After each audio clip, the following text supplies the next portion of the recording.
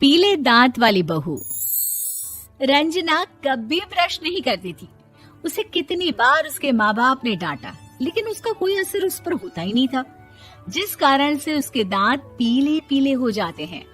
शादी के बाद अरे बहू, वैसे तो तुझ में कोई कमी नहीं है, पर तेरे दांत इतने पीले कैसे हैं बेटा?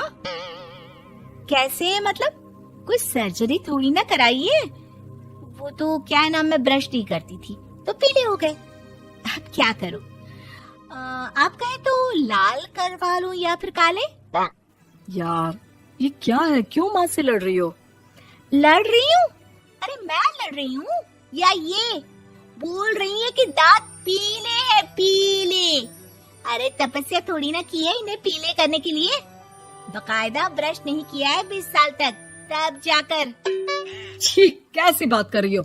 ये उस वक्त तो पीले नहीं थे जब हम लोग तुम्हें देखने आए थे। अरे तब साफ करवा लिया होगा डेंटिस्ट के पास जाकर।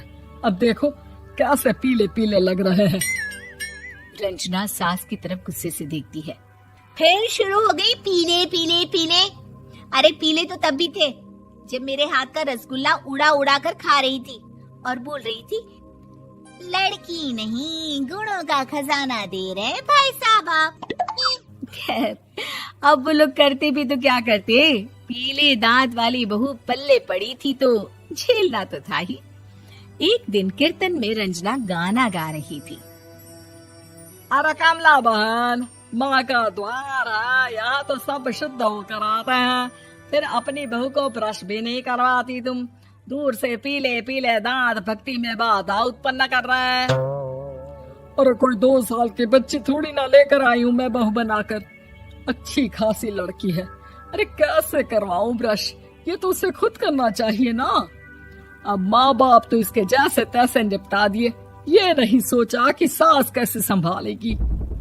सास बहू को लेकर घर आ जाती है, लेकिन सोच लेती है कि अब इसे लेकर कहीं नहीं जाएगी।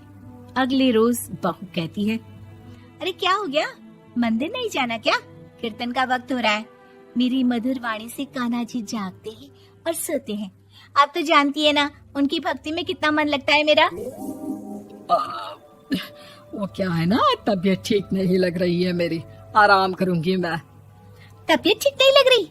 अभी तो मिथुन के गाने पर नाच रही थी आप, और अब बोल रही है कि तबीयत ठीक नहीं लग रही। अरे भक्ति में मन लगा लो सासू माँ, ऊपर जाना है, क्या मुंह दिखाओगी आप? हाँ? सास को बहू की बात पर गुस्सा आ जाता है। मैं क्या मुंह दिखाऊंगी, इसकी चिंता तो ना कर, समझी? अपने मुंह की चिंता कर, जो ये पीले पीले दांत लेकर हर जगह पहुंच जाती है। पता है लोग कितना मजाक बनाते हैं। ना जी ना, मैं नहीं जाना कहीं तेरे साथ। तो ये बात है, कोई ना, मत जाओ, मैं अपने कमरे में ही बैठकर भक्ति कर लूंगी। ऊपर वाला दांत थोड़ी ना देखता है, मन देखता है, भावना देखता है। और अरे बस बस, तू सब कुछ दिखा, बस ये सफेद चमकदार दांत ना दिखाना किसी को, है? जा यहाँ से। बहू को सास की बात का कोई फर्क नहीं पड़ता, वो तो जैसी थी वैसी ही रह जाती है। सुबह नहाकर किचन में खाना बनाना, फिर खाना खाना, कीर्तन भजन करना और सो जाना।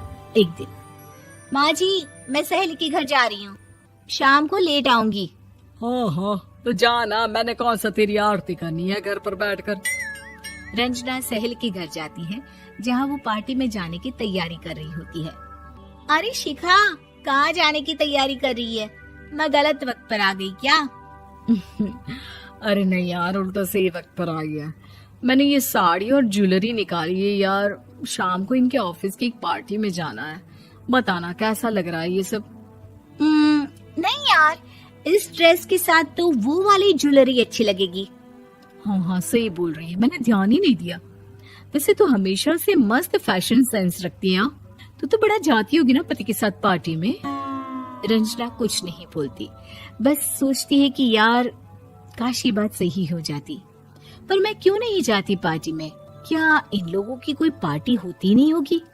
रंजना घर आती है और रात में पति से सवाल करती है, एक बात बताइए, आप मुझे किसी पार्टी में क्यों नहीं ले जाते? क्या आपके यहाँ ऑफिस में पार्टी नहीं होती? पति बेचारा क्या कहता कि दांत पीले हैं तुम्हारे इसलिए। अरे कोई पार्टी होती नहीं हम लोगों के ऑफिस में, तो कहाँ से लेकर जाऊं? और मार्केट, मॉल, कहीं वीकेंड घूमना, कहीं तो। अरे यार सारे हफ्ते में एक छुट्टी मिलती है, तो सोचता हूँ कि आराम ही कर लूं। क्यों? रंजना मन मार के रह जाती है। पहले कभी सास के साथ मंदिर जाया करती थी, लेकिन वो भी सास ने ले जाना बंद कर दिया। घर बैठी बैठी रंजना बोर हो जाती है। तभी उसे आइडिया आता है और वो मायके जाने का सोचती है। सासू माँ, 2 दिनों के लिए मम्मी के घर जा रही हूँ। अच्छा ठीक है, आराम से जा। और हाँ, माँ से कुछ अच्छी आदत सीख कर आना कि कैसे शरीर के हर भाग की तरह दांतों की सफाई भी जरूरी होती है, समझी? शुरू हो गई ना आप। वो लोग आपकी तरह नहीं है कि छोटी छोटी बात का बतंगड़ बना दे। उन लोगों के लिए मैं मायने रखती हूँ, ना कि मेरे पीले पीले दांत। रंजना माँ को बिना बताए उन लोगों को सरप्राइज देती है, लेकिन जैसे ही वो दरवाजे पर पहुंचती है, अंदर देखती है कि घर वाले कहीं जा रहे होते हैं।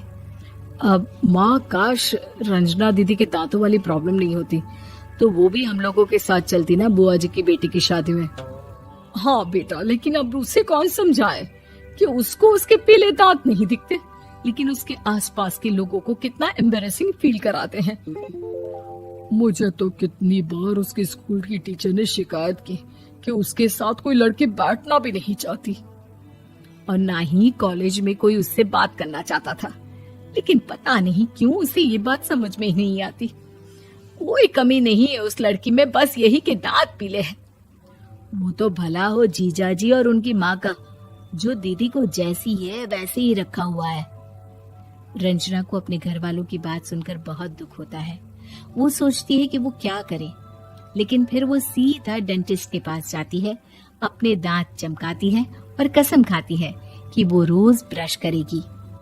अरे क्या हो गया? तुम तो 2 दिनों के लिए गई थी ना, पर कोई ना, अच्छा है, चलो आ गई तो। रंजना सास के सामने आकर खड़ी हो जाती है और पूरी स्माइल करती है, उसके चमकदार दांतों को दिखाती हुई। हैं? चले मंदिर। माँ, मुझे माफ कर दीजिए, मैंने आप लोगों को बहुत एम्बैरेसिंग फील करवाया। मैं आज से रोज ब्रश करूंगी।